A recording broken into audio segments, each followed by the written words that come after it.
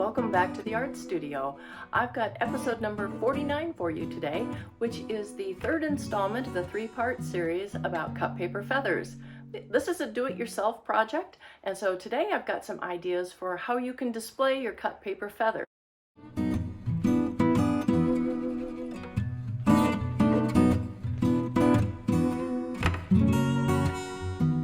Well, besides the basic feather in your cap, I've come up with some other ideas for you.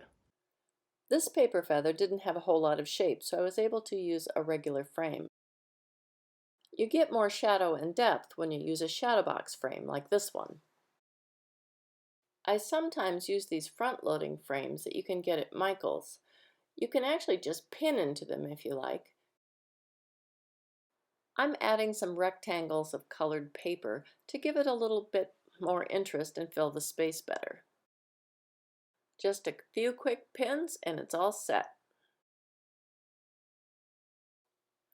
For this frame, I'm going to actually be putting two feathers in here and I'm going to glue them in place after putting some little spacers on the back using foam core.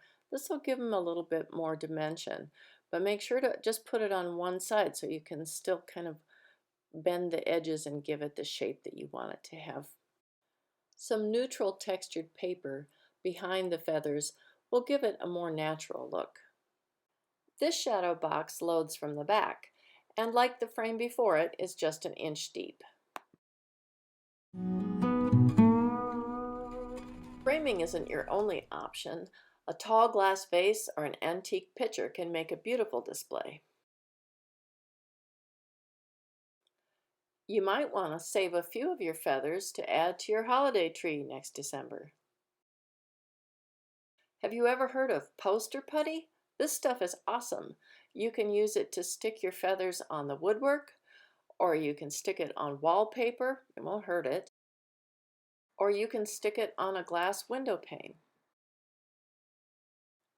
You can toss a few feathers in a glass bowl, or you can add them to your craft project, or you can take a plate with some seashells on it, or perhaps some rocks. All great displays for your cut paper feathers. Maybe mail one off to a friend or attach it to the front of a homemade greeting card.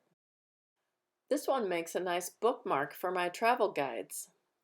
Your paper feathers can be affected by humidity, so one option is to put them into a lidded jar, like perhaps a mason jar.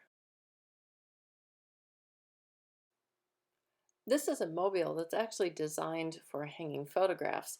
I thought it looked pretty good with the paper feathers. What do you think? I had a lot of fun coming up with different ideas for you to display your cut paper feathers. I hope that you will try it yourself and come up with some new ideas. And if you do, please let me know. Send me a comment, send me a picture. I'd love to see it. I'm Wendy Bale, a visual artist in Western New York. You can find my work on social media, including YouTube, Instagram, Facebook, and at wendybaleartfirst.com.